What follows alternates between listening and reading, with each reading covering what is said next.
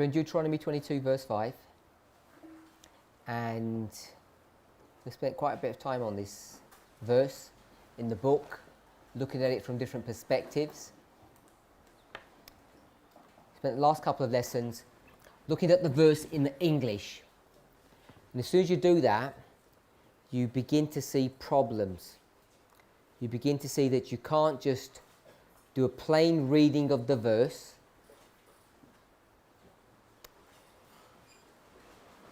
because it causes problems.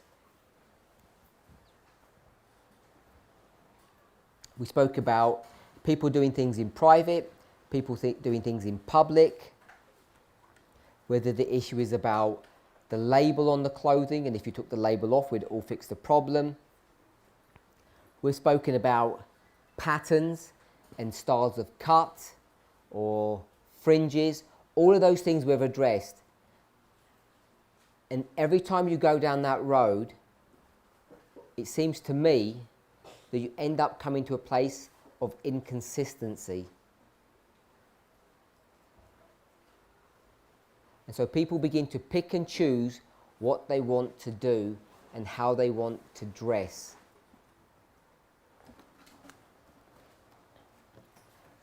And as soon as you start getting to a place where we're doing that, we know that there are problems.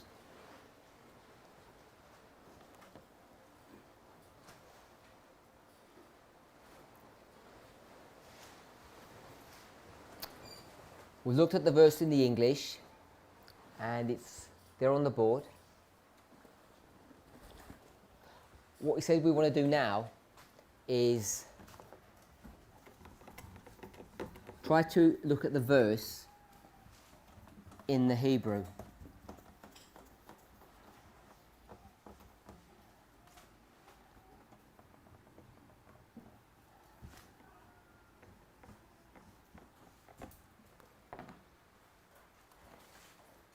So, as has been noted in previous classes, I'm sure you've all studied in the original languages for yourself, you see that there's not parity from the Hebrew to the English. There's not one Hebrew word for one English word. It doesn't work that way. We all agree with that? Do we already have an awareness of that? It's not one Hebrew word equals one English word. Did you know that, Sister Elizabeth? Yeah? Sister Dorcas, did you know that? Sorry? You didn't understand the question? Sister Jackie, can you tell her what the question was? Okay. My sister? Were you listening? So, when you go from Hebrew to English, what is the issue that you're confronted with?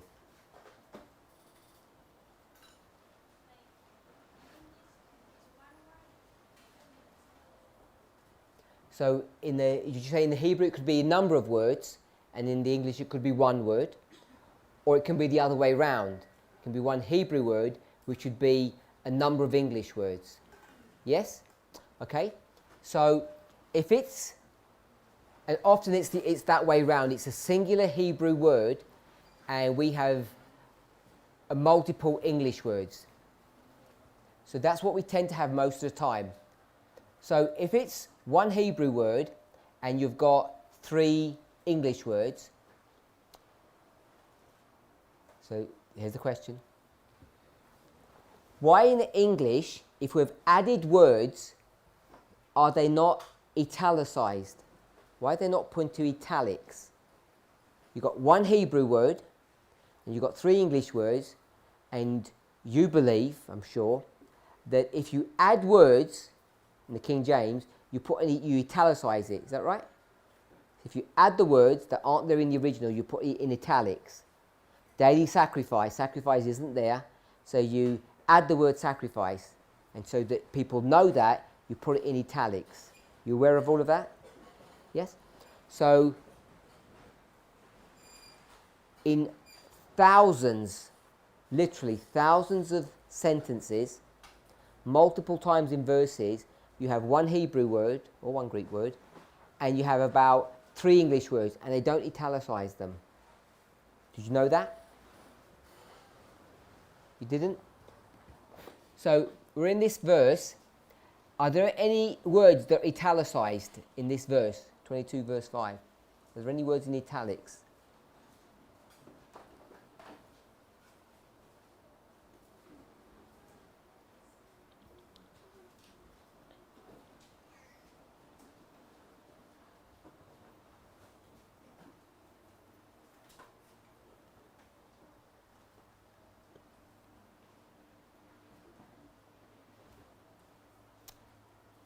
Yes or no?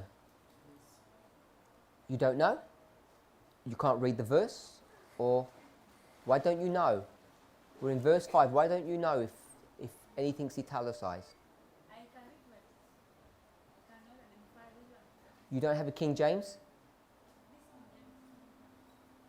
Do you know what italicized means? When it's sloping, when it's not straight, when it's at an angle.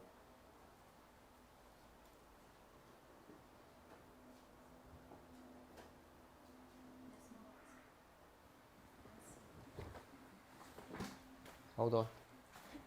I just want to check if there's a problem with the Bible. So the problem with this Bible is it's not very good. That indeed in her Bible there's no italicized words here. Explore it for a second. Get back on camera. So this is called the King James Bible, but it's called the King James Bible version 2000. I guess it was published in the year 2000.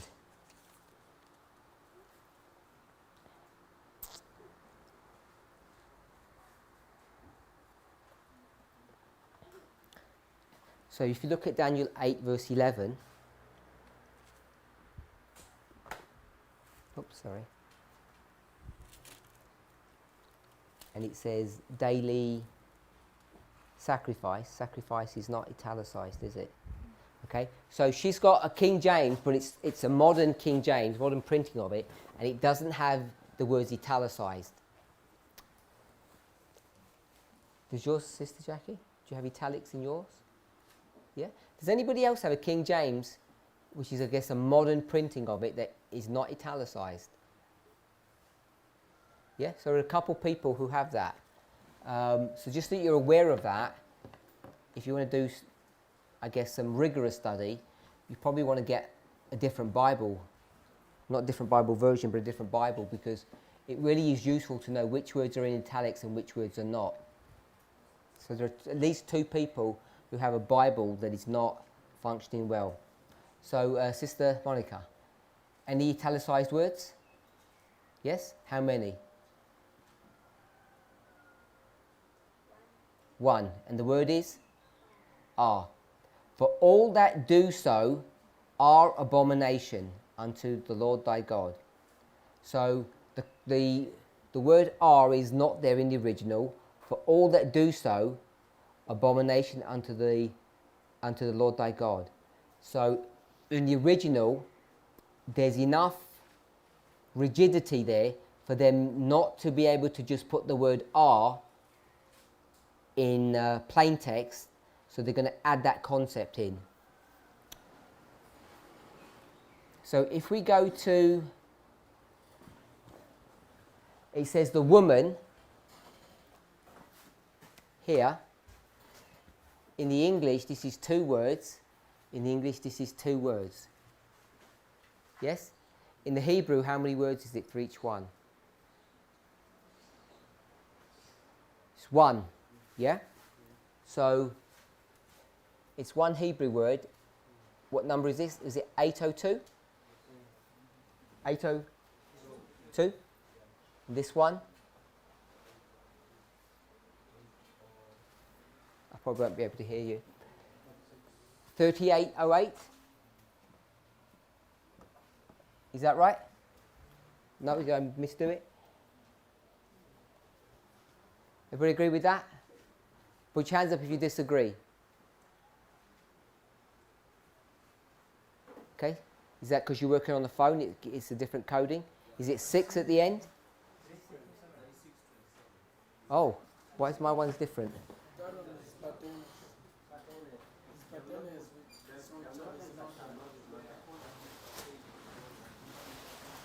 Sorry?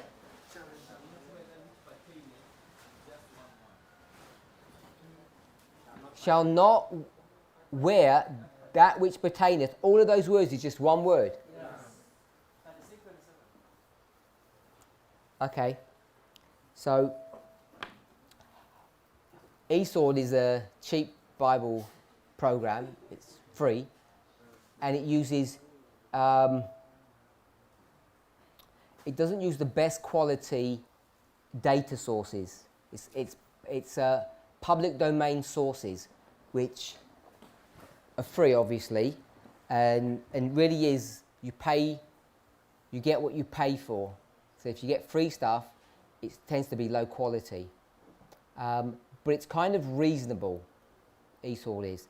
So I don't know what programs you're using on your phone. Is it MySword? Yeah. Most of you use Android. And I'm guessing this one's even worse than the King James.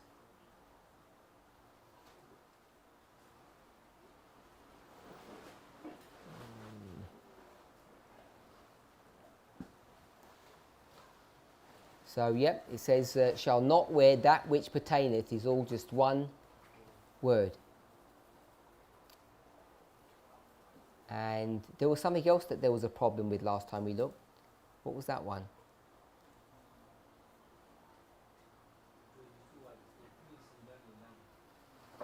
Oh, it was in Daniel 9, it's a totally different subject. Oh, it was a daily in Daniel 8, yes. The daily in Daniel 8 was a different coding. It was, in eSword, it's a noun, and in your Bible, it said it was a verb, I think, or an adjective, adverb. Desolate.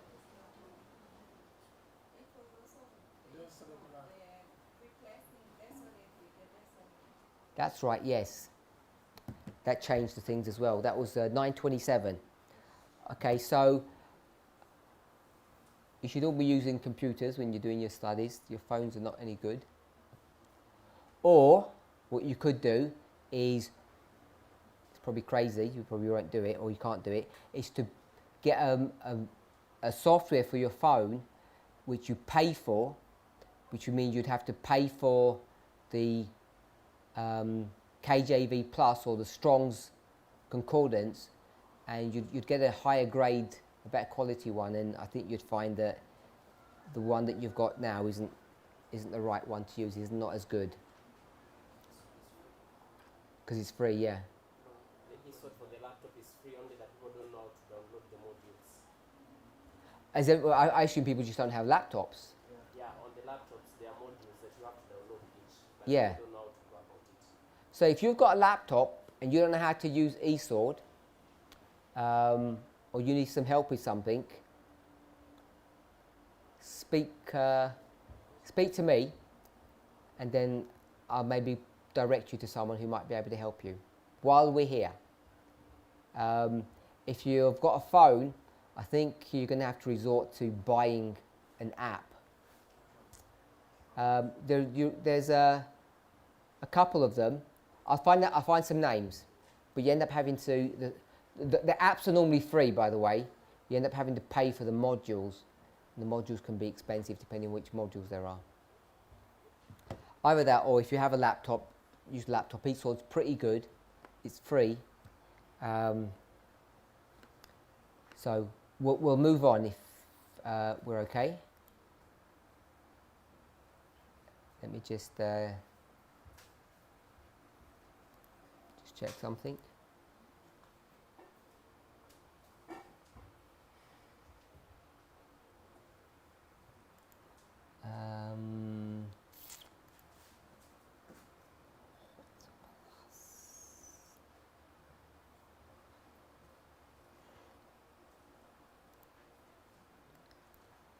Okay, all I'm just going to do is just give me 1 second.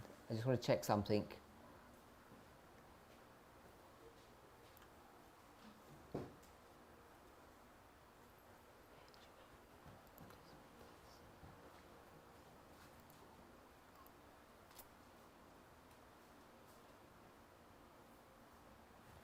So all I'm doing is, you can do this on My Sword. Has anybody got a Hebrew Bible on their My Sword app? Did you ever download a Hebrew Bible? Everybody know what a Hebrew Bible is? It's all in Hebrew. You can't read it, so most of us probably wouldn't bother. But you can get Hebrew Bibles, which are just Hebrew, just like you get King James, which is just English. And then you get King James Plus, or I think in My Sword it's called KJV Lite, and then KJV. Is that how it works on your phones? The Lite version is just the English, and the KJV is with all the Strong's numbering. Everybody know what I'm talking about? If you've got an app that you should know what I mean. You can get a Hebrew equivalent. You can just get the Hebrew, which is not of much help, but you can get a Hebrew with the Strong's numbering attached with it. Does that make sense? And if you're going to do that, you can check if it's missing any information. So I'm just checking now.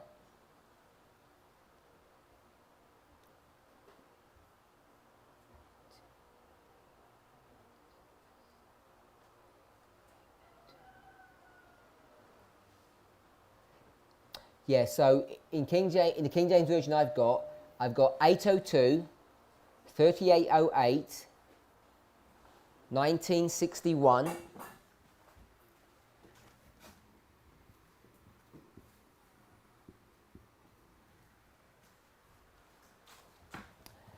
and then what everyone else had was 3627.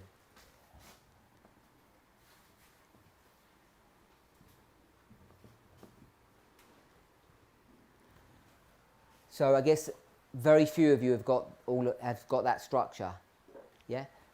If you're working on a phone, all you've got is this one, because you're all using My Sword. Does anybody have Apple iPhone? No one using that? Does it have? Do you know what it has on your app on your iPhone? Nobody? Okay. So I've just checked in the Hebrew, and obviously all the words are in different order, but it has all of the same coding in the Hebrew that it does in the King James.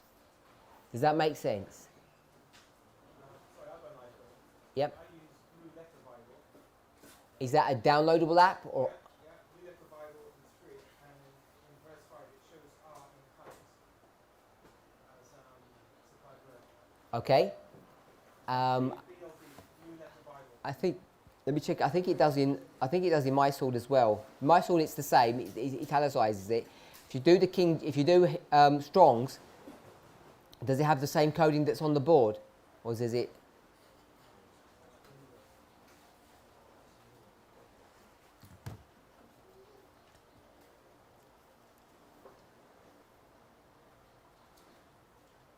Okay. While he's looking, so I've just checked in this Hebrew version that is in King James. Sorry, is in eSword.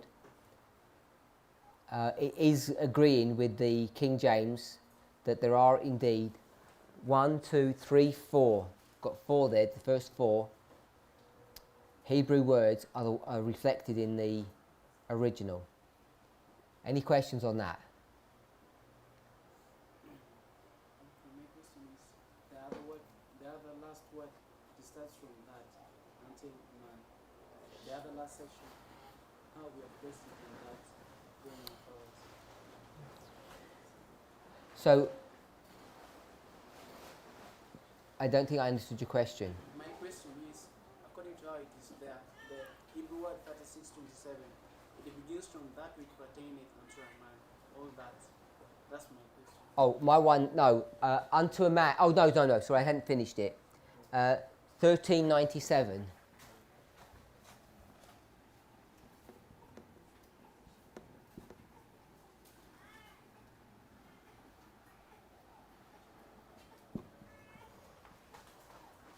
Sorry, yeah. So it's 1397. I think it probably says that in your On your phones, doesn't it? Yeah, it says 1397. So on your phones it has 3. 1, 2, 3, and I've got 1, 2, 3, 4, 5.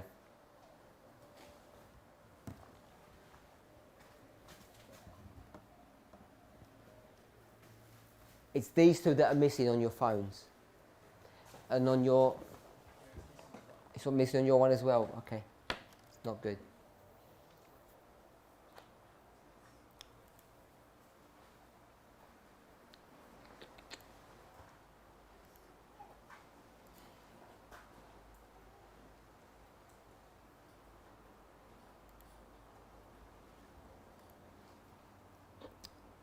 Okay, so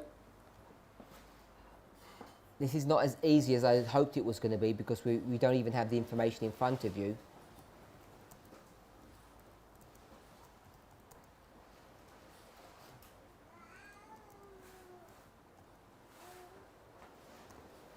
So hopefully we'll be able to work through this.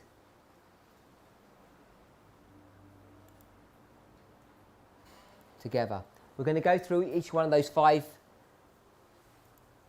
words. Even on your phone, if you don't have all of those words there in the verse, which you don't, so if we agree with that,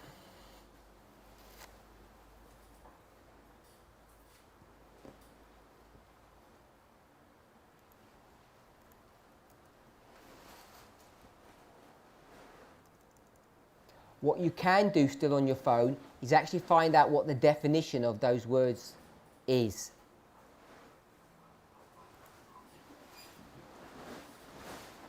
Is everyone okay with that and how to do that?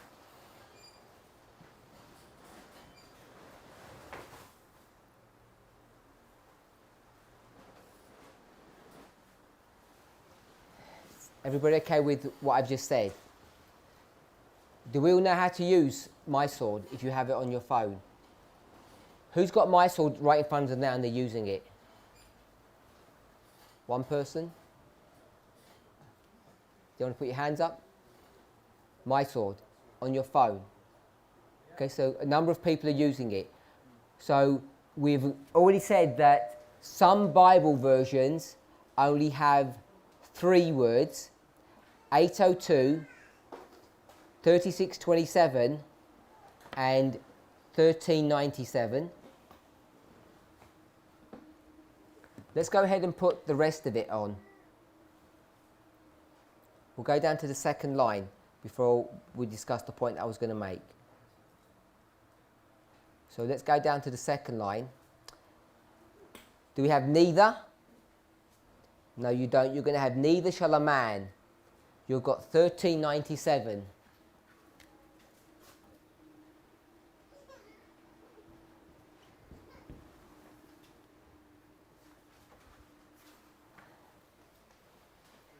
And I've got 3808.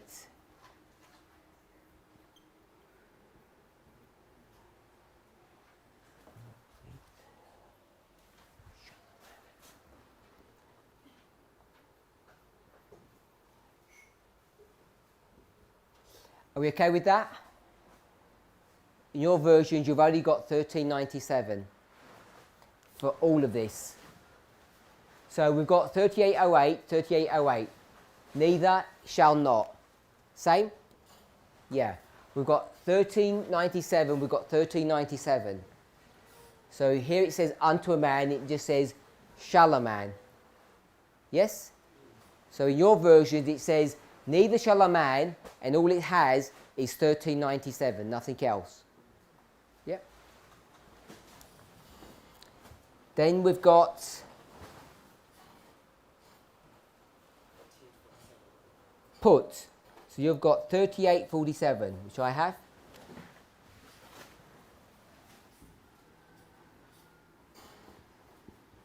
In my version, it's put on.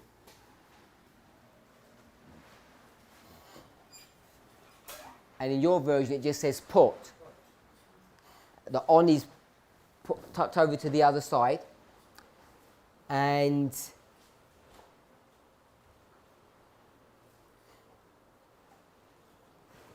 3847. 802? Woman's? There it is, woman's. 802. So we'll take that out. 802.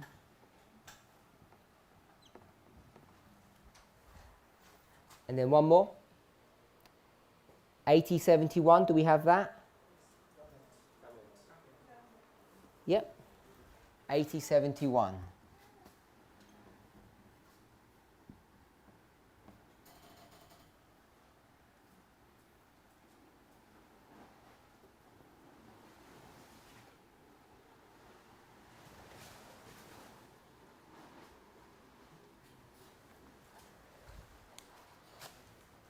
Are you in agreement with all of that? So, as we approach this verse now this way, and we're looking at the Hebrew words, we've got 1, 2, 3, 4, 5 at the top and 5 at the bottom. You see that? Some of the words are straightforward. It says neither at the bottom, 3808, which is the same as shall not, 3808. Straightforward. It says unto a man, 1397, shall a man, 1397. We're okay with that? And the rest of it gets a bit different. So at the top line it says 802, the woman, and at the bottom it says 802. We're okay with that? We can see they're the same word there, 802.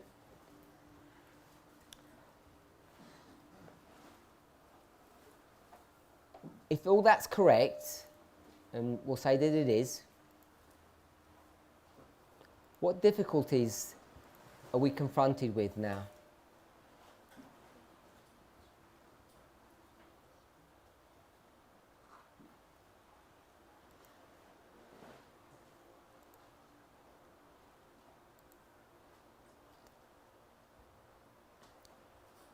What was the comment?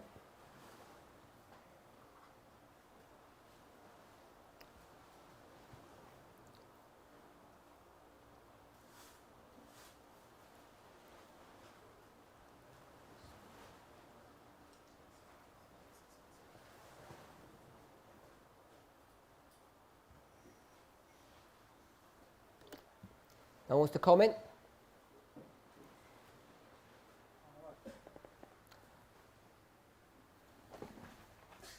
On anything that they're seeing? All looks good? Everyone okay? Look what we've done here. We've got the word woman, which is a straightforward noun, and now we've turned it into what here in the English? What was this in the English? So this is now possessive here, and it's not possessive here, is it? It's totally different. But the word is the same. So what's being done is when you translate from one language to another, there's a lot of complexity in that translation that we are not privy to, because we don't understand how to read Hebrew. But you can see there's quite a bit of difference here. So in your Bibles, it says, neither shall a man. And it just says 1397. And here it says, unto a man. So let's just turn to 1397.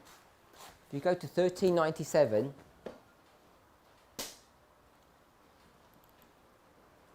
and tell me what 1397 means.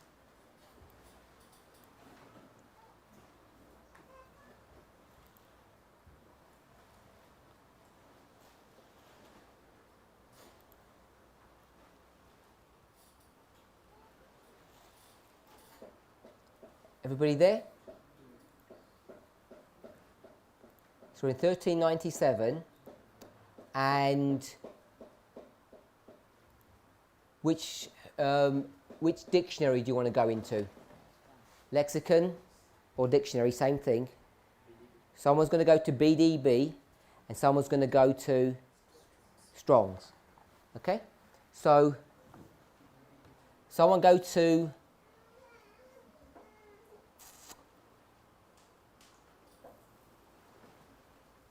We'll go with the Strong's version.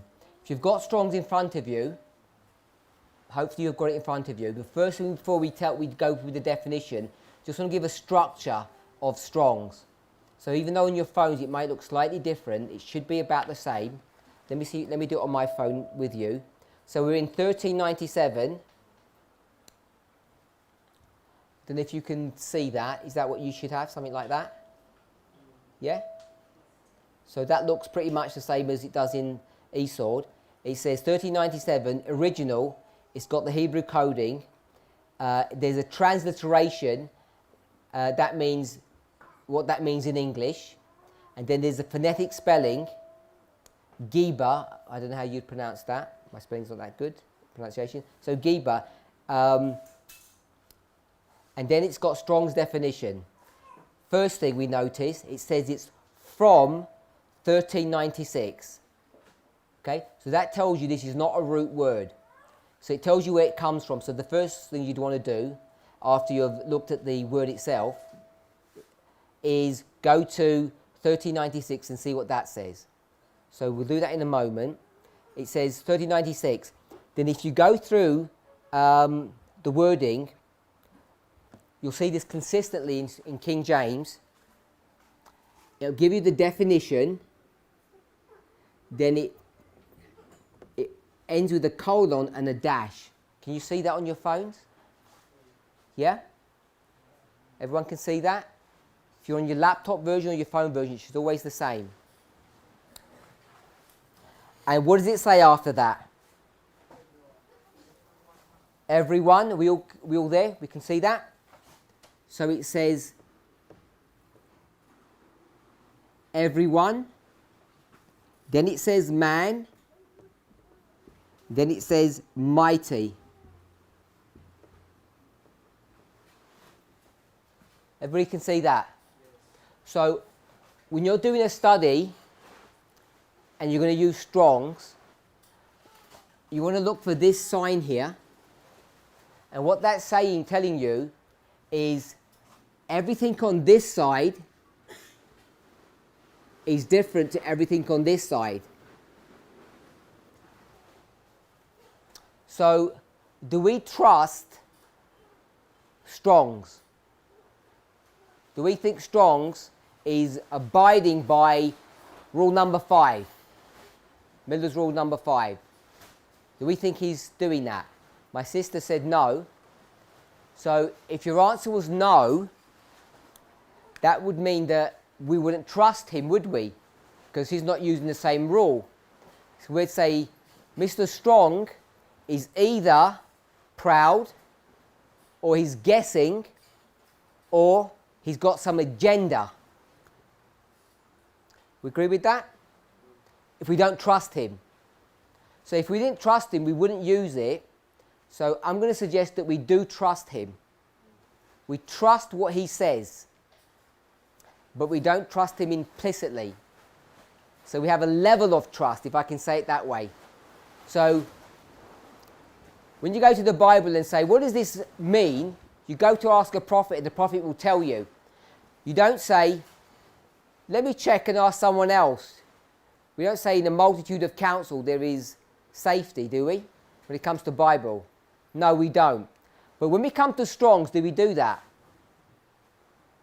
Do we say, tell us what you think, Mr. Strong? And he tells us, and what do we say? Hold on, let me do what? Let me ask those 3 other friends of yours. Who are those 3 friends that he's got? Mr. Brown, Mr. Driver, and Mr. Briggs. The problem is, they're in a confederacy. So there's a confederacy of those 3 men, so they only have one answer between themselves. So at least we could say at least 3 individual people have come together and understood it. In the multitude of counsel there is safety. So we have to approach this, I'm going to say, in a pragmatic fashion. That means practical, carefully. So we're going to say, we're going to trust his definition. To trust that means he's taken that word in the Hebrew, told you the English word for it, and we say we can trust what that means. Yep, because we say he's not guessing, he doesn't have pride, and he hasn't got an agenda.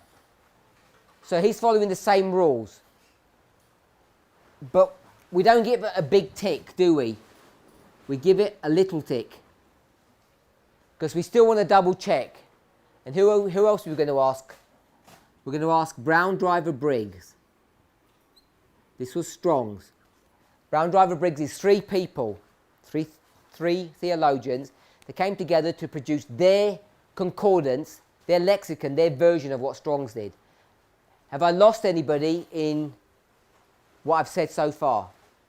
For most of us, we should know this, but some perhaps don't. If you weren't familiar with this, hopefully I haven't confused you. So I'm saying, let's put it this way. We'll give Strong's half a yes, and we'll give Brown Driver Briggs half a yes.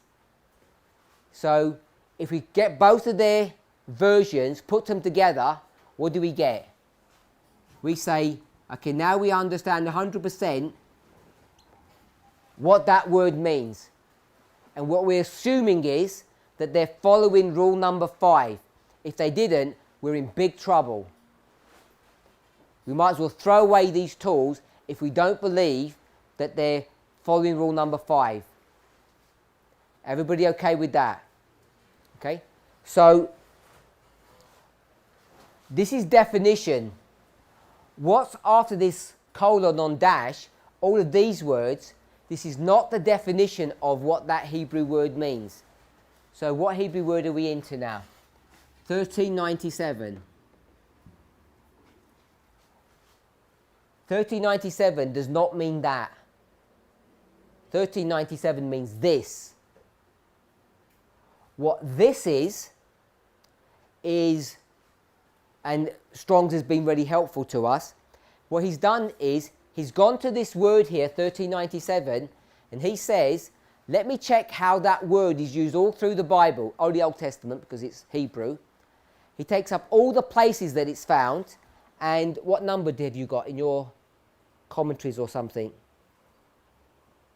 It doesn't tell you in, I don't think it tells you on your phone, does it? How many times it comes up?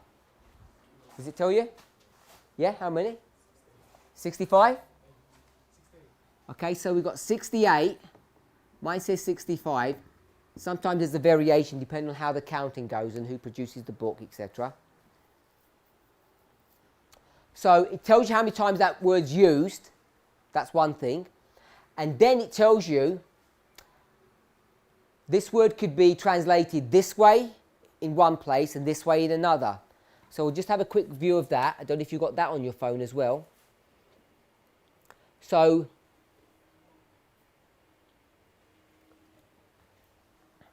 I've actually got in my one 70 times. So it translates as man 58 times. 58 times as man, then men, then man's, then mighty, and then everyone.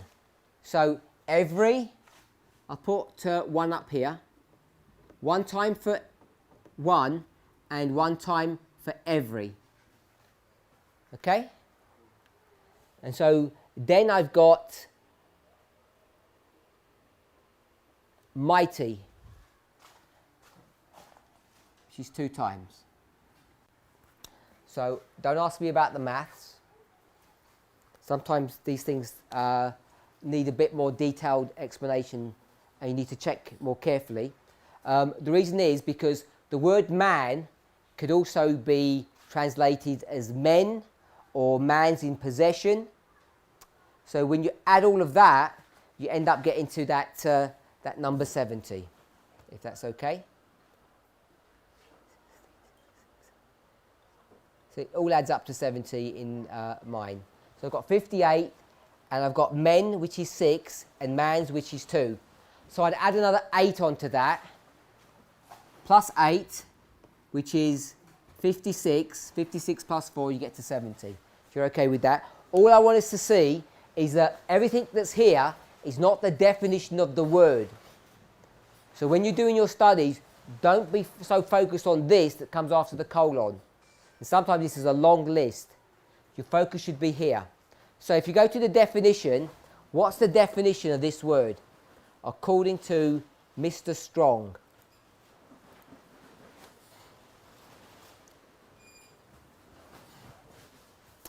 So I've got a valiant man or a warrior. Generally, a person. So it can either just simply be a person, or properly it can be a valiant man, which is a warrior. So if you go to your phones, I'm pretty sure it's the same. It says Strong's definition from 1396 semicolon, new thought. Properly a valiant man or a warrior. Next thought. Generally a person. And then it says simply, all that stuff's on the other side. Simply every, simply one, simply a man, simply men, simply mighty. Are we okay with that? So you've got two definitions for 1397. What are the two definitions? The definition one is? Sorry? Warrior. Definition two? Just a person. Okay, so you've got two definitions. So you need to understand, in the context of this verse, which one do you want to go for? Do you want to go for? So we've got 1397. We've got warrior. Or what? Or person.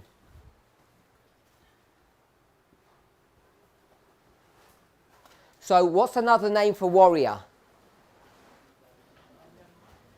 A valiant person. We okay with that? Valiant person.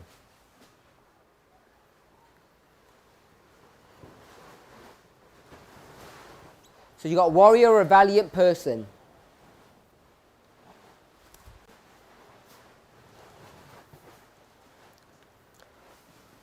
Now Strong, he's a clever person. He knows that Hebrew word which is Gehiba. He knows everything about that.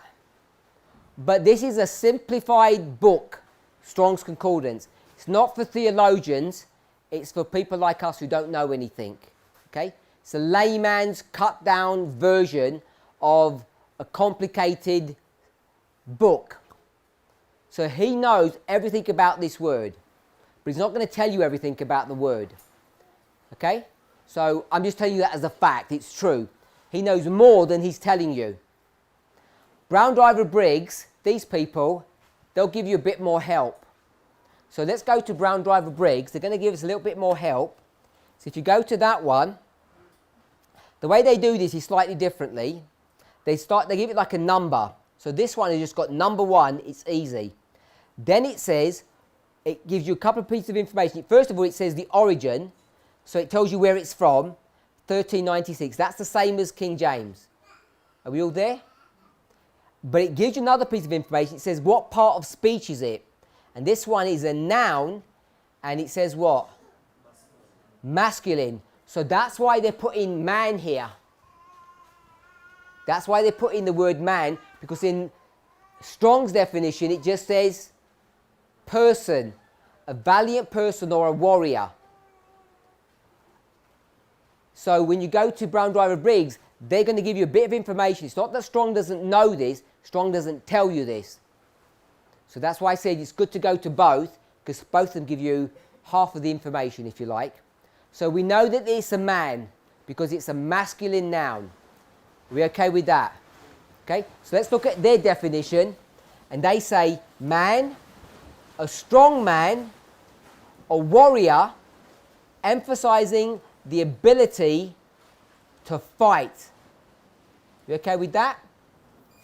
So, if you put all of that together, we had warrior, valiant person, just a person. Now we're going to put Brown Driver Briggs in. Tell me what word 1397 is. What does it mean? Combine all of those thoughts together. Sister Beatrice. It's a little, tell me what 1397 is.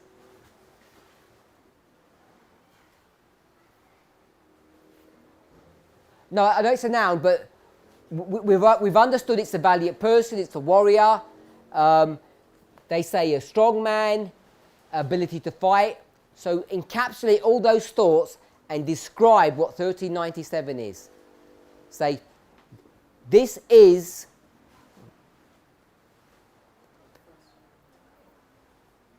Do you understand what I'm asking? No? Okay, we'll go to 802. And so if we got all the thoughts of 802, don't go there, 802 would say it's the fair maiden. Yep. So one thing might just say woman, one thing might say beautiful, one thing might say unmarried. We put all of those thoughts together and we would say it's a fair maiden. Yeah? Maiden is someone who could be unmarried. Fair means beautiful. Maiden is female. So we could have that title. Yeah? So based upon everything that we've read so far, tell me what 1397 is.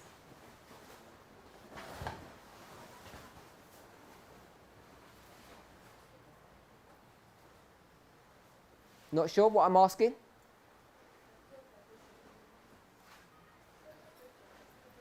You have a question? Oh, you're thinking about the question. Okay? But you're not ready for an answer yet. Dr.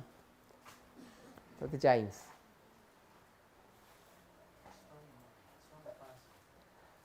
A strong person? We know more than person.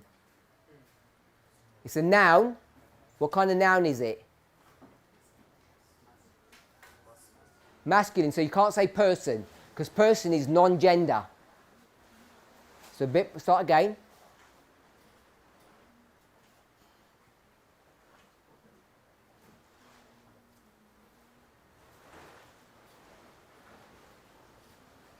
You want to try? Before you said strong person, and now you can say strong man. So, do we know anything more about this strong man? Because a strong man might be a bodybuilder, it might be someone who's a labourer, a farmer could be a strong man. So it means we know more than just being a strong man, don't we? Yeah? So I just want to remind us, when we went to Strong's, what did it say? It gives me two important words. Give me the two important words when you go to Strong's, Brother Rogers. No. No.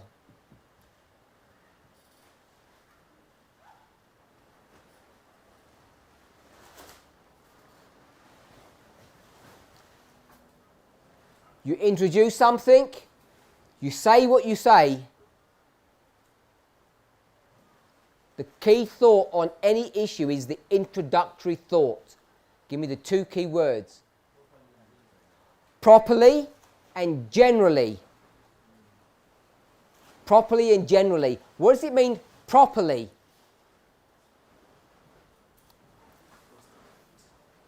See, Brother Festus, properly? Properly means most correct. This is the most correct way of understanding what this word means. Properly. This is the proper understanding of the word. Then we could say, but generally, it's a person. Yes? So, all valiant men are what? They're all persons. Yes? We okay with that? Or we could say all valiant men are men. If you do high school maths, this is subset theory. yeah, or Venn diagrams.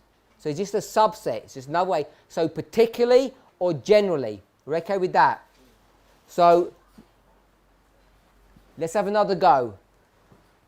It can't just be a strong man. It must be something a bit more than that. Do you want to have another go, Sister Beatrice, or not? No? That's fine. My sister? We've got all these words from Strong's and Brown Driver Briggs. So I want a definition for this class of what 1397 means.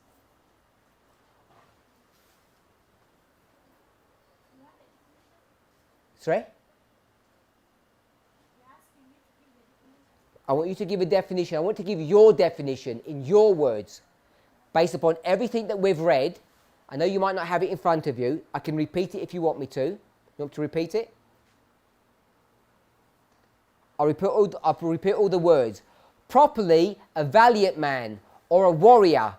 Generally, a person, a man, a strong man, a warrior, emphasizing strength or ability to fight.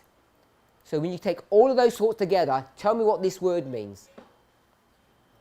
I want you to describe this person. He's talking about a person. What kind of a person is this? A person who's having... Can't just say person. It's not a person, it's a man. So you're saying it's a strong man. That's the same as Brother James said, and I'm saying there's more information than just being strong. Because a strong man could be a bodybuilder. Now, a strong man could be a construction worker. So you have this construction worker, he's got big, huge muscles, and when he sees a mouse, he screams and runs away. What would you kind of a strong man would you call him? Forget the strong bit. What would you call him? A fearful man? Yeah? Some people would laugh at him. So it's not just the ability of or the property of strength that we pick up from this from this definition. There's other characteristics that we're picking up. Sister Elizabeth.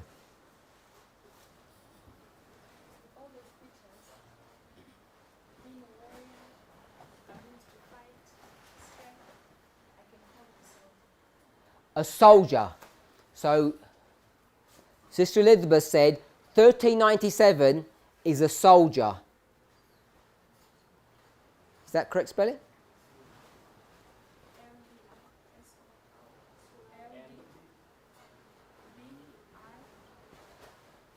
So this is a soldier. Anyone else? I'll open it up now. Sorry? An army man. So, okay, we'll put that then, but it's virtually the same. What you've included is the gender. And Sister Elizabeth didn't. Because she's inferring that, what are you inferring? That all soldiers are men. Yeah? We're not interested in the past. What we're interested in is the word. So we want to try and be true to the word. So when you just say soldier, you don't put gender into that. What we want to try to do is not bring our preconceived ideas of the past, present or future into our study. We want to try and be as true as we can to what the word is. And then what we might do is change it because of context. Yes? But let's try and be true to the word itself in its widest possible sense, in its most accurate sense, which should be number one top interpretation. And then we say it doesn't fit. Then we say we'll go to number two version. That's how we should be approaching this. If the primary definition fits, that's the one you go for. If it doesn't fit, what would you do? You go to version 2. How many versions do we have for this verse? This word? In Strongs you have two, don't you? We have properly and generally.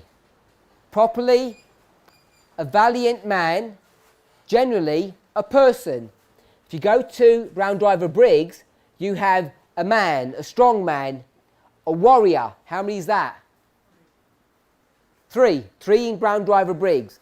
A man, a strong man, so a normal man, a bodybuilder, and a warrior.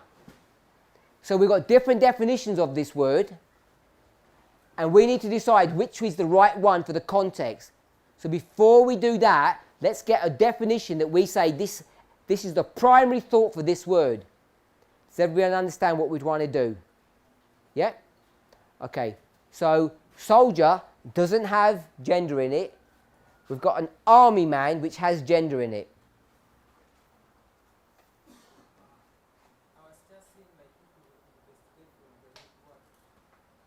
Don't want to do that. We'll just go with what we've got. We haven't gone to 1396 yet. We're just with the word that we have. We always have to be careful that we don't go other places before we finish cleaning up the mess that we have in front of us. So let's deal with 1397 first, and then we'll look at the root word. Because if we've got it correct now, the root word will confirm it for us. If you don't do it that way, what harm do you do if you don't do it that way? What's the problem, my brother? Yeah. You don't know how you get it. Let's rephrase that. Correct. Let's rephrase it in a different way. That's the correct idea. You don't have a first witness. You lose your first witness. Your first witness is what? 1397. If you say, let's go to 1396. 1396 becomes your first witness, and then this does not become your second witness. They end up becoming how many witnesses? Just one witness, because one's confirming the other. It doesn't work. It breaks down. So let's stick here. We've got a soldier. We've got an army man. Who said army man? Okay, so in the army, what kind of men do you have? Two kinds. Sorry? Strong and weak? No, because everyone who joins the army has to go through basic training, and they all are strong. What kind of men do you have in the army? Sorry? No. That's ranks.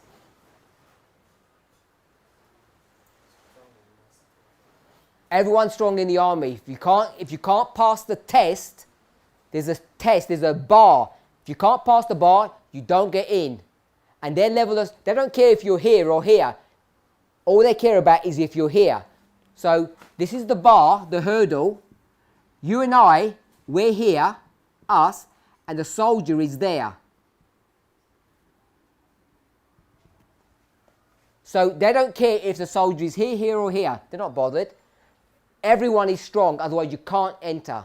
But there's two types of soldiers.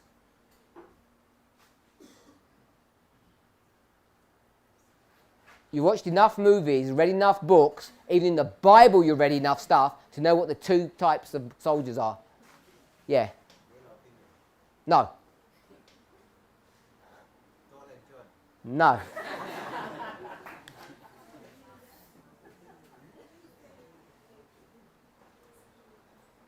Yeah? Oh, not generals, not rank. Sorry? Properly trained. They're all trained. They've all got the uniform. My brother. No, the one in front. Okay, competent and incompetent. Not cavalry and infantry. Says it, we read it about 4 times in the definitions, Brother Benjamin. Sorry? What's the first word you said? Courageous. Okay, you've got valiant soldiers who have courage, or cowards. They're the two types of soldiers that you have. One who are prepared to die, and one's in the heat of the battle, they just run away. They melt down. They're the two types. So a soldier, is that enough information? We've got much more. What was missing here? Two things at least.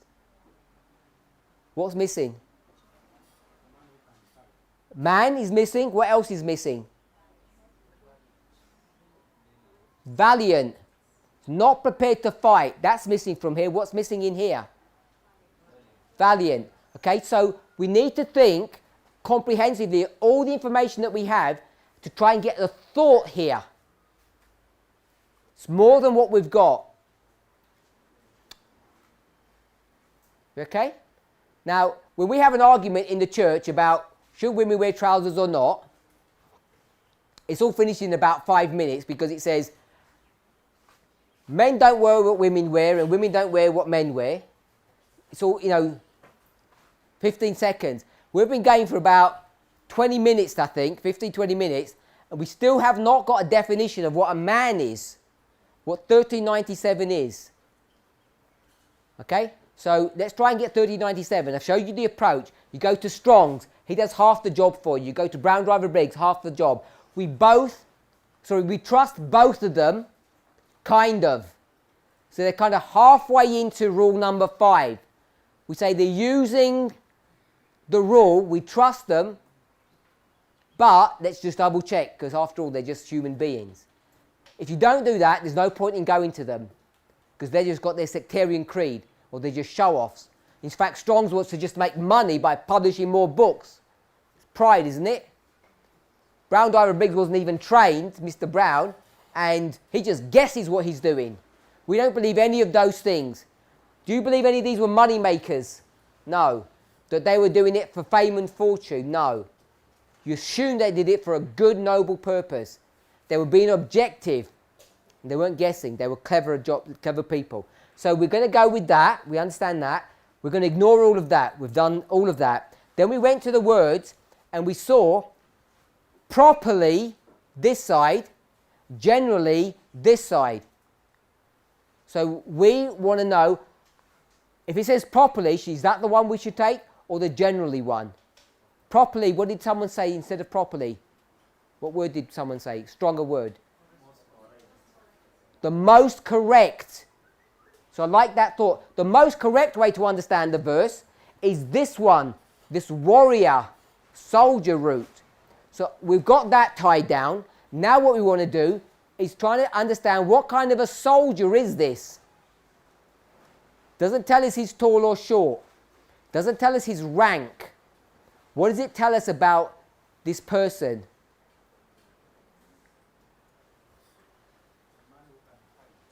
A man who can fight. He has the ability to fight. So, a man who has the ability. Did it say ability?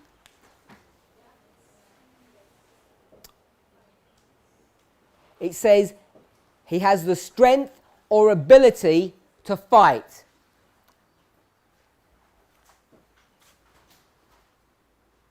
And is, what kind of spirit has he got?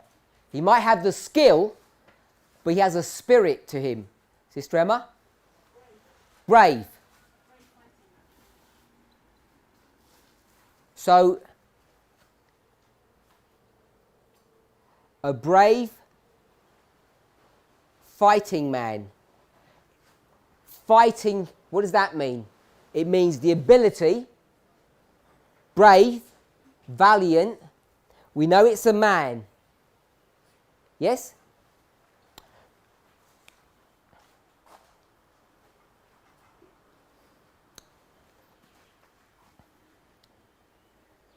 So let's cheat a little bit. Let's cheat a little bit. Who writes this? Who writes this? Who's the author? Moses. This is Moses. Yes? 3,500 years ago. Moses. This is Israel. 12 tribes. Yes? 11 tribes, really. We're going to get Joseph and chop him in half. 2 sons, Ephraim and Manasseh. We okay? Make up the number 12. Everybody okay with that? Did they have any soldiers? Did they have any soldiers, Sister Elizabeth? Yes? My brother, did they have soldiers? At that time? They do? Brother Benjamin, did they have soldiers? You're not sure? Sister Solange, did they have soldiers? Can't hear you. You can't hear me? There's plenty of room here at the front. Come on down. Do they have soldiers when Moses writes this?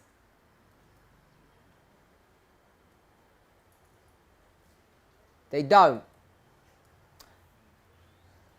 Sister Schneider, did they have soldiers?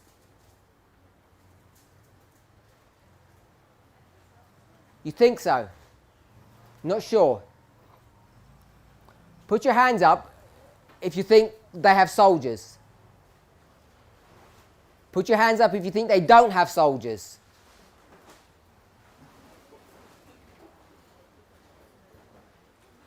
You changed your mind, Brother Benjamin. Now you know.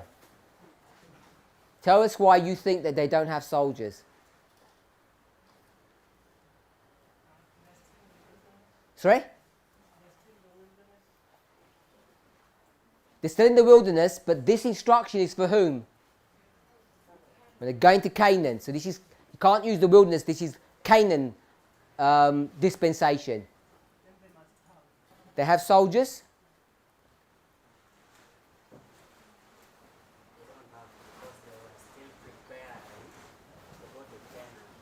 Okay, so that's the same answer that Brother Benjamin gave. But this instruction is for when they get into Canaan. So do they have soldiers then when they get into Canaan?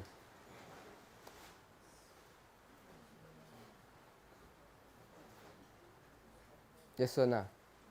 Yes. Anyone who said no?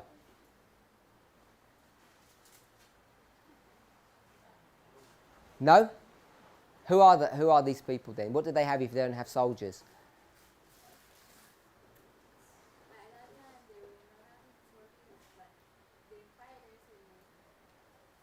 They don't have soldiers, they do what?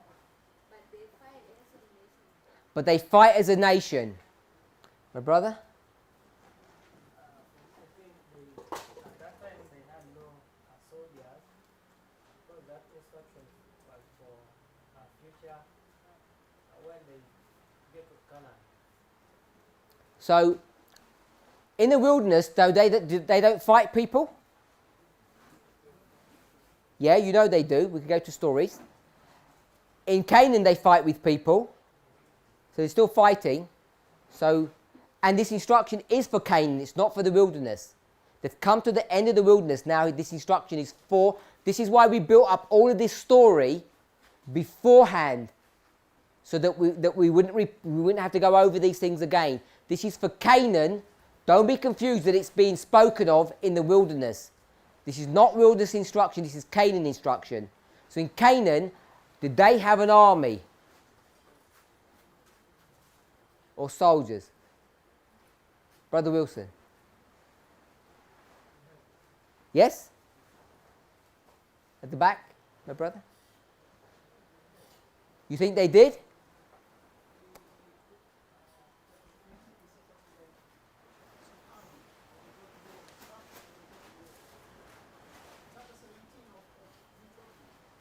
Okay, so that's a good reminder. Did you want to say something, Sister Jackie? They did? Okay, so this is the rule. You're in the army. And you get paid being a member of the army?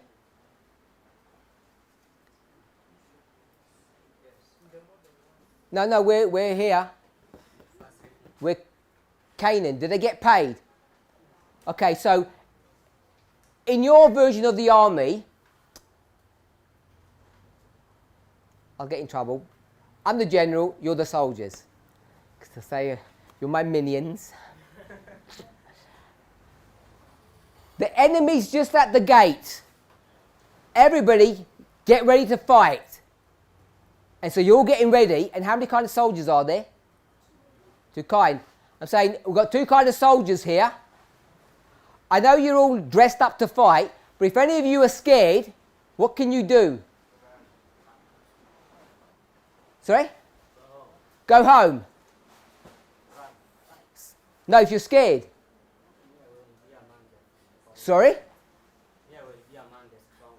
You're going to... okay, yes.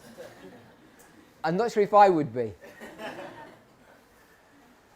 So, have you ever heard of an army where the person says, if you don't want to fight, you don't have to fight? Yeah. A proper army, I mean. Of course not. Because when half of you leave, what's the other half going to say? If they don't fight, we don't fight. We didn't have a chance to win when there were 100 of us, and now there's only 50 of us left. We've got no hope. Is that how armies work? No.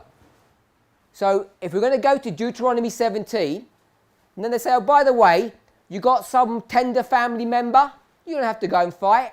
It's okay, you can go and relax. Do they have an army? No. It's as Sister Monica said.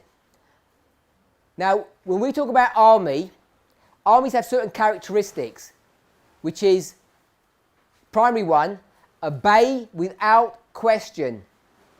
Yeah? The boss does not give the minions, the general does not give the soldiers a choice, does he? He says, wake up any time you want to, when you're ready and finish your breakfast, then if you feel like it, we'll go and have a fight. Do you have options? No. So this is not what we would call a proper army.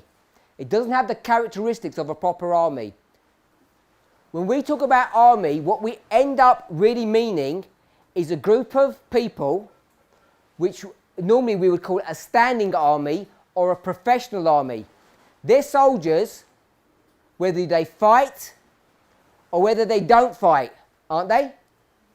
So you can join the army today, here in Uganda, and you could be in the army for 30 years and you never do what? You never fight. What are you doing all day long? You're just living off the rest of the people. Is that the model that they had in the time of Moses? No. They did not have a standing army. What did they have? They have what's called a militia. A militia is everyone's a farmer, a builder, a teacher, and when the time to war comes, what do? They beat their ploughs into swords. Joel chapter 3. And when the war's finished, what do? They get their swords and they beat them back into ploughs or into tools. So this person is not a soldier or an army because they don't have one. So I want to take that concept out of our discussion because army is a very rigid and fixed term. It was back then and it is today. Give one story that you're all familiar with. David is king, and what does David want to do? He wants to copy. Who does he want to copy, Sister Snyder? All the countries around him? Yes? And what's the way he wants to copy them? He wants to check how strong he is, so he says to his general, go and count how many soldiers we've got. And what does Joab know? It's sin. Because David is saying, I want to check how strong I am. The strength is in me and my organizational skills. And Joab knows it's wrong. What's the warning that's given to Israel when they get a king? What will he do? He says,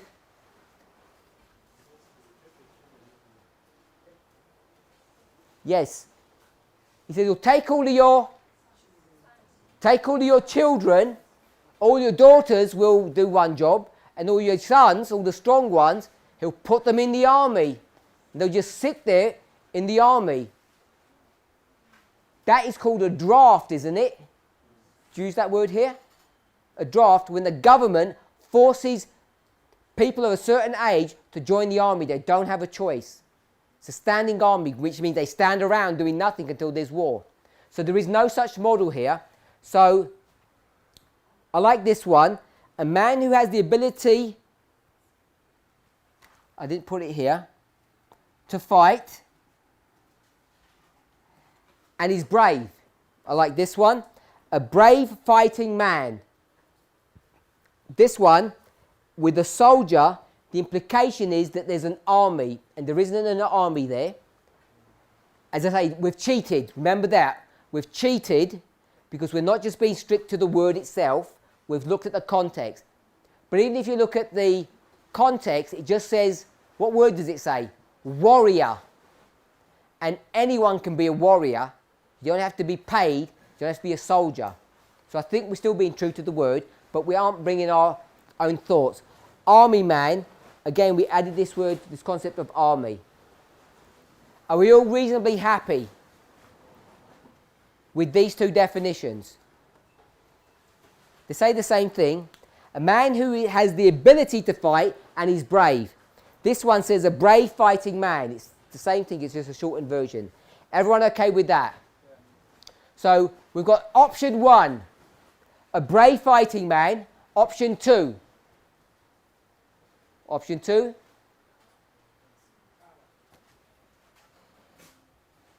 Someone put their hand up. Who spoke? Option 2.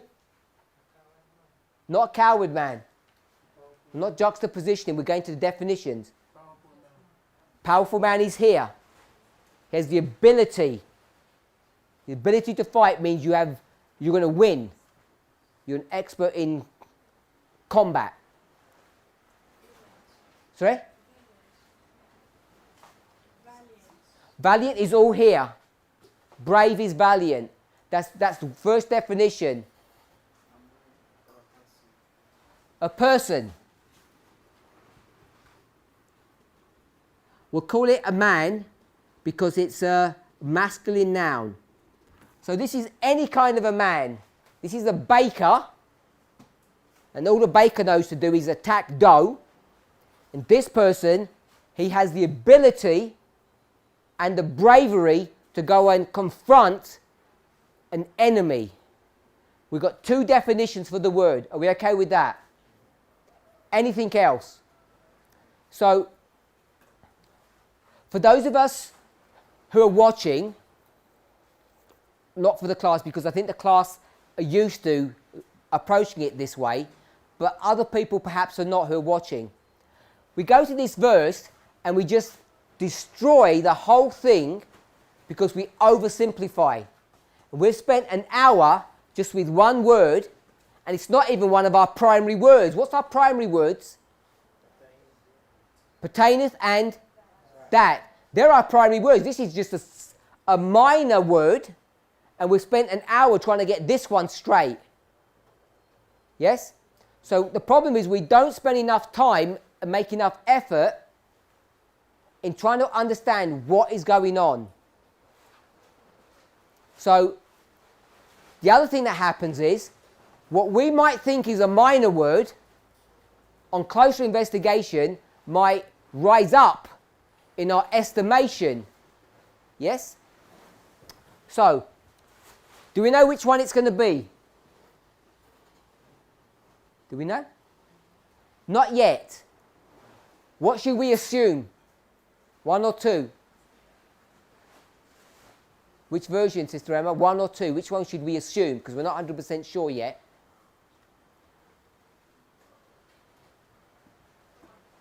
Why? Strong's. The most correct. This is the most correct version, so use common sense and go for the most correct answer. If it doesn't work, you go to the next one. Isn't that what Miller tells us to do? Yeah? Goes, go for the obvious. If it doesn't work, then go for the next version. Everyone okay with that? Any questions? No questions? Okay, so let me ask a question then to you if you have no questions. If you're able to, go back to the old way of thinking. If we haven't gone too far, you've been brainwashed. The old way of thinking, what is this verse saying? Brother Rogers, what's the verse saying? Standard Adventist teaching. A man shall not put on. Okay? So we'll go with this one.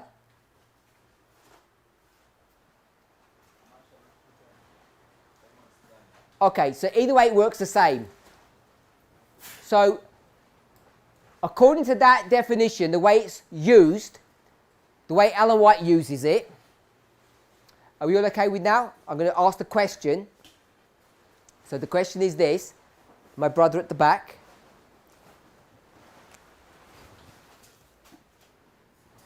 Version 1,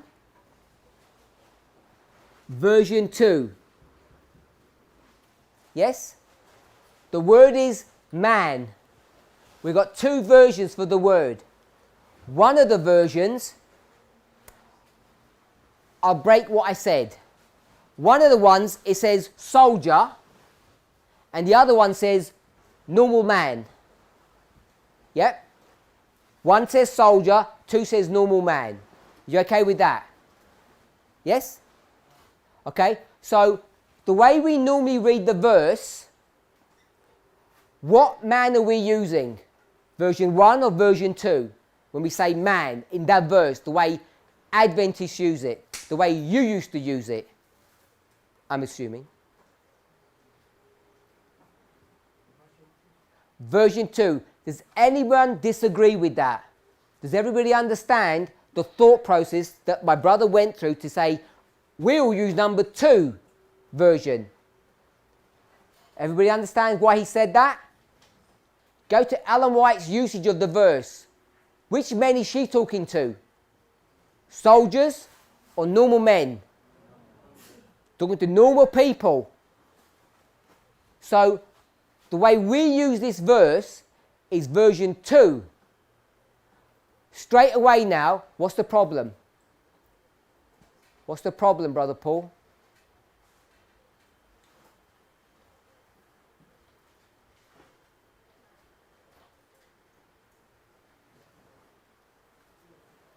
I don't know what else to say without giving the answer.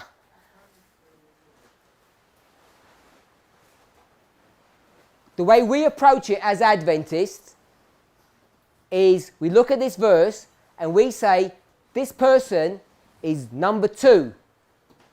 That's how we approach it. And I'm asking, what's the problem with that? Why is that problematic?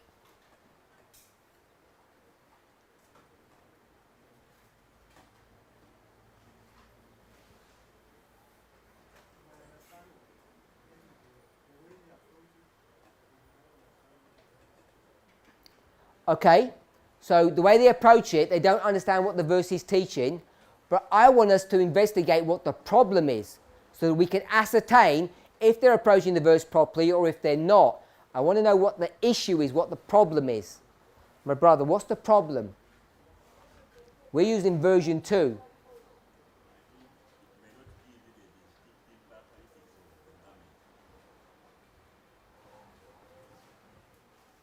What's the problem with using version 2?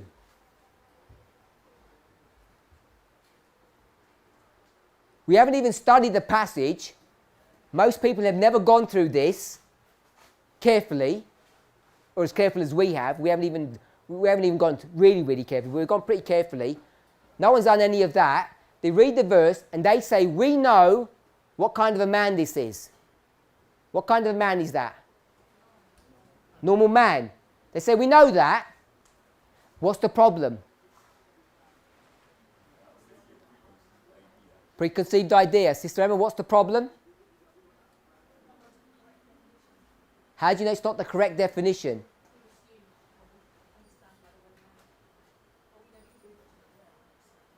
Brother Rogers, what's the problem?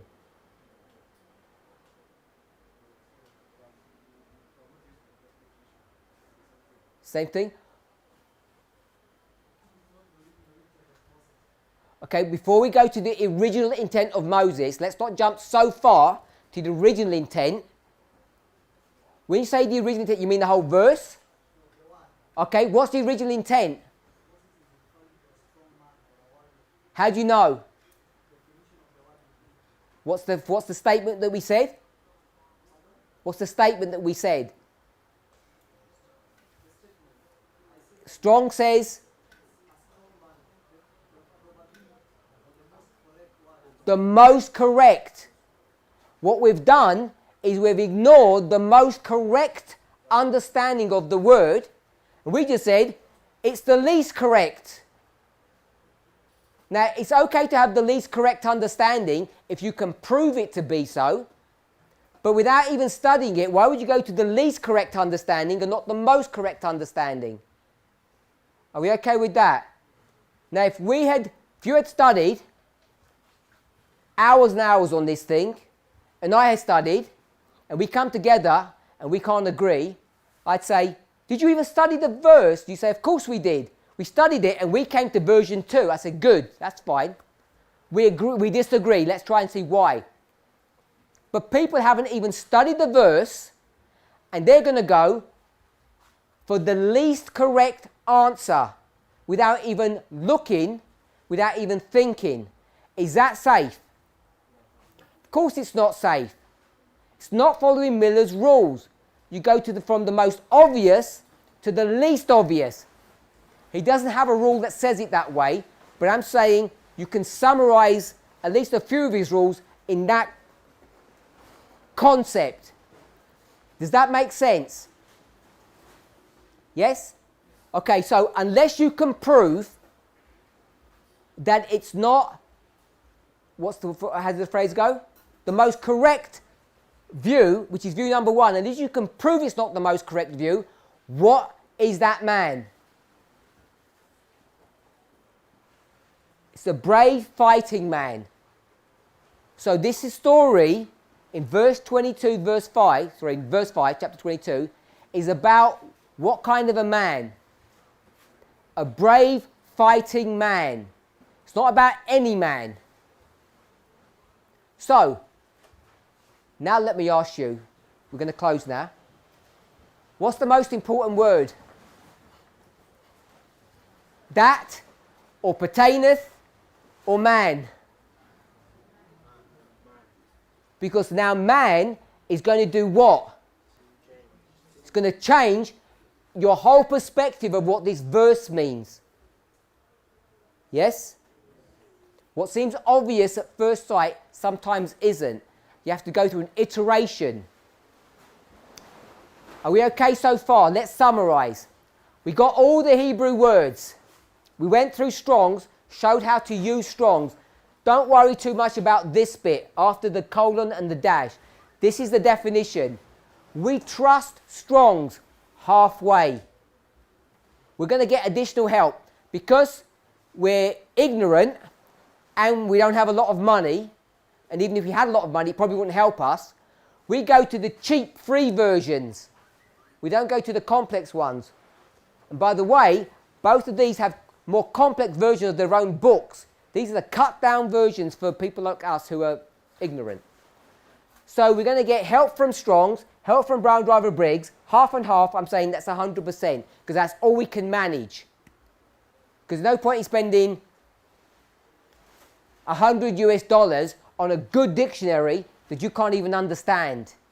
You might as well go for this cheap free one. At least you have some kind of working knowledge. Yes? Okay. Because we're not trained to use the equipment, there's no point in buying expensive equipment. Just buy cheap equipment. There's another dictionary that we use, which is Thayer's. If you come across that. Hebrew, Strong's and Brown Driver Briggs. So Hebrew and Greek. This is Strong's and Brown Driver Briggs. This is Strong's and Thayer's. Thayer's is Mr. Thayer. He produced the same thing, but in Greek. Everyone okay with that? Just add that bit in. We did all of that. Then we said, let's look at this one, 1397. We went to Strong's and went to Brown Driver Briggs. We got different definitions into two areas. A valiant warrior and just the normal person. We saw that it's a masculine noun, so it becomes gender specific. So it's a man. So it's a valiant man, it's a normal man. Then we want to understand, well, which one is the primary definition? It tells us. Primarily and generally. Primarily, we're going to say means most correct. Generally means least correct. We've got a definition of number 1. A brave fighting man. Version 2, just a man. When we approach this verse normally, we just say any man. So we've gone for version 2 and we haven't even studied it. And why would we do such a silly thing? Why would we go to a secondary definition, a weaker definition, without even checking that that's the right approach? It's not how we should approach study. You go to the most obvious answer. The most obvious version is a brave fighting man, a warrior who is trained to fight and they're brave to fight. That's the context of this passage. That's how we should be approaching it, unless it's proven to be wrong. That's what we've summarized so far. And just one more point. All of this was just a man. Yep. So here it is, a man. All of this is just added information. The problem with this says not a man. Doesn't it say not a man? In your Bible version, it doesn't even have the word not there. So if your Bible versions were correct and it just said man, the King James translators have to try to understand and conceptualize what this verse is teaching. So some Bible versions give the word not here and some don't. So depending what the Hebrew version you're using, on those Hebrew versions, they don't have all the Hebrew words. They just got man here. And so you have to add all of this information based upon context. The word itself doesn't say not a man. The word itself just says a man. And by contrasting or comparing, juxtapositioning, if it says not, then it must mean not. So they've added that in here. But they will not italicize it because they say it's obvious, which is important. If you've got Bible version that says the word 3808 is not there, they have now juxtaposed that verse, which is the same thing that we do. They juxtapose, we juxtapose. And therefore you know that the principle of juxtapositioning is true and correct. And therefore you know that when we juxtapose that and we created a chiasm, it's correct because it's the same thing that the translators are doing. So we know we're heading in the right direction. So let's summarize again. We're saying we understand the English. The English is not the original. Now we understand the English, and in the English, it all makes sense. Men don't wear women's clothes and women don't wear men's clothes. Finished. That's what Ellen White's going to do. The problem is it becomes extremely impractical and confusing because we don't even know what women's clothing are. Is women's clothing trousers or women's clothes the label that says that? Is a blouse man's clothes or women's clothes? Because as soon as we call it a shirt, it then becomes a male. Blouse is for women, shirt is for men. And you could cut them and you can make them look very similar. The only difference would be is the label. I know in some cultures the buttons are put the other way around just to reinforce the point, but they wouldn't need to be. Doesn't serve any practical purpose.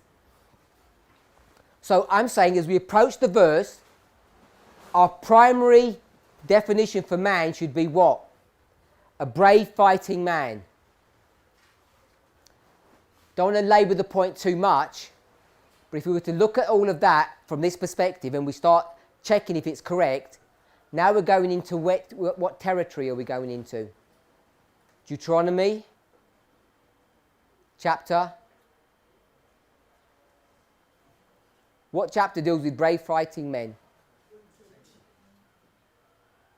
Chapter 20? So it's a number of chapters. What's the primary one that deals with fighting? The laws concerning warfare. Deuteronomy. Isn't it 17? Confirm that for us. I thought it was 17. Maybe I made a mistake.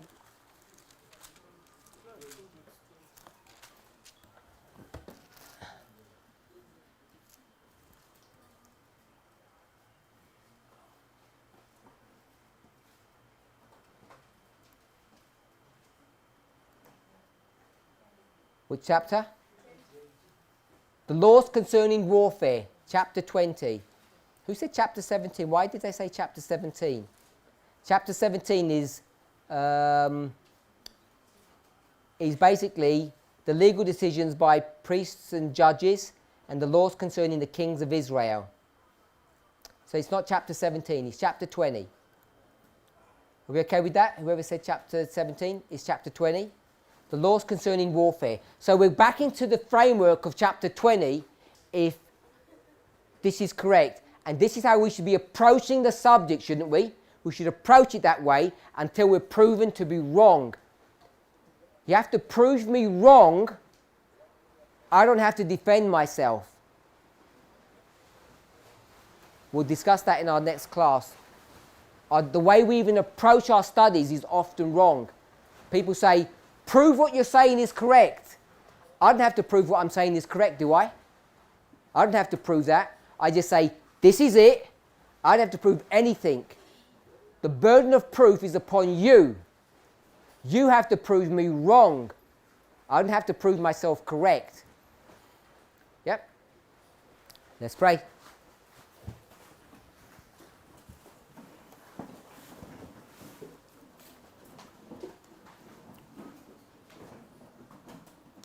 Heavenly Father, as we meditate and study upon your word, we ask, Lord, that we too would be brave and courageous to stand up against opposition, against ridicule, against those who would mock us and disparage the work that you're doing here on earth. Help us, Lord, to be true and honest in our assessment of what this passage means. May we not come with preconceived ideas that would be detrimental to us. And yet we know that we need to bring our life experiences, our study habits, all of those things to bear upon this subject to help us.